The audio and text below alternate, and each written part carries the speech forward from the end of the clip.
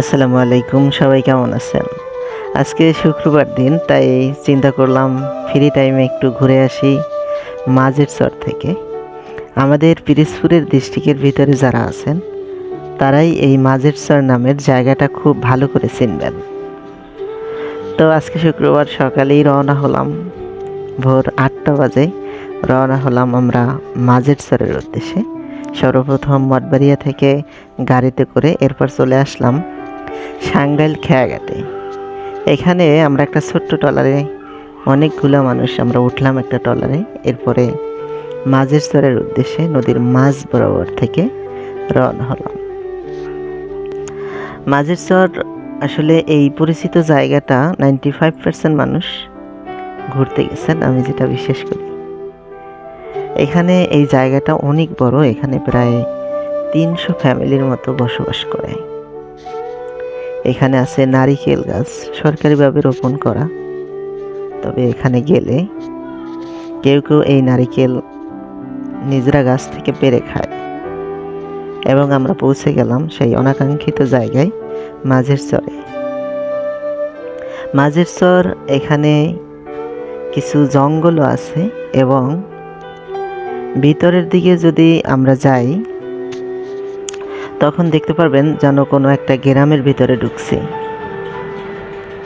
সেই আদিকালের যেমন কাঁচা রাস্তা ছিল, ঠিক মাঝের চরের ভিতরটা এরকম রাস্তাগুলো মানুষ যে রাস্তা দিয়ে চলাচল করে, এবং ভিতরে যদি আপনি ঢুকেন মনে হয় যেন কোনো একটা গ্রামের ভিতরে ঢুকছি, এমন অনুভূতি।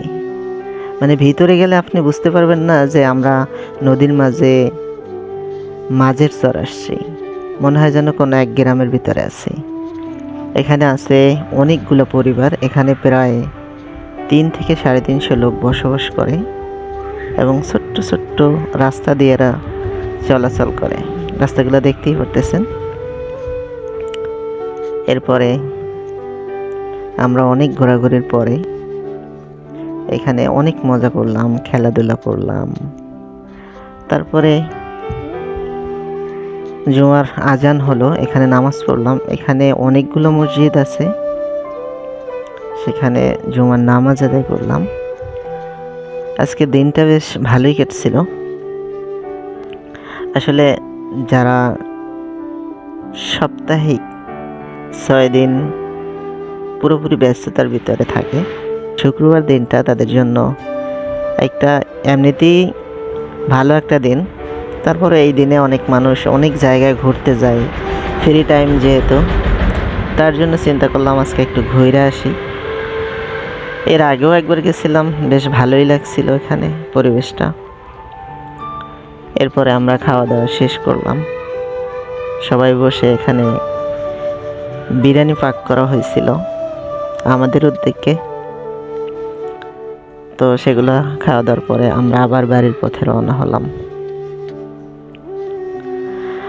তো সবাইকে বলবো যদি সময় থাকে আপনারাও ঘুরতে যাবেন। ঘুরতে গেলে মানুষের মন মানসিকতা একটু হলেও স্বস্তি পায়, ভালো লাগে, ব্রেন ক্লিয়ার হয়। অবশ্য সবাই অবগত আছেন। তো আজকের ভিডিওটা এতটুকুই। সবাই ভালো থাকবেন, সুস্থ থাকবেন। আল্লাহ হাফেজ।